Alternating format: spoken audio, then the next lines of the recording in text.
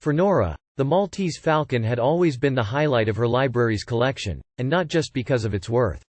Something about the book just held her captivated, and she had always imagined herself as a detective, akin to the book's own gritty hero. But when she arrived at the Hambleton County Library one morning to find that the book had inexplicably gone missing from its glass case, she was anything but cool and collected.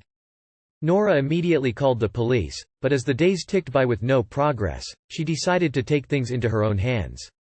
After all, nobody valued the book as much as she did, and she felt it was her responsibility to get to the bottom of things. So, she took to her own investigation, poring over every security footage and interviewing every patron who had come through the library in the days leading up to the theft.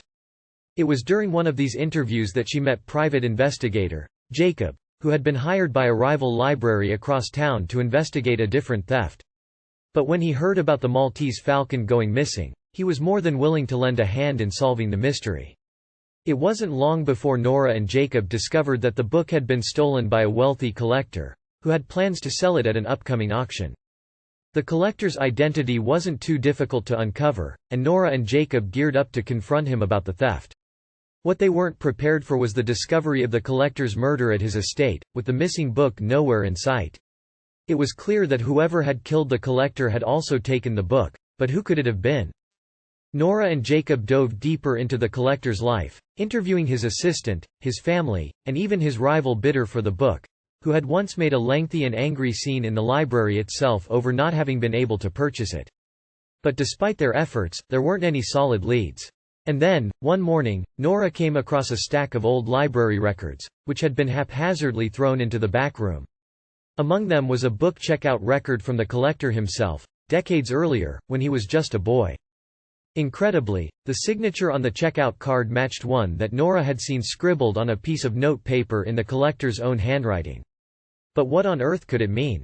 It wasn't until they began investigating the collector's family that things began to fall into place.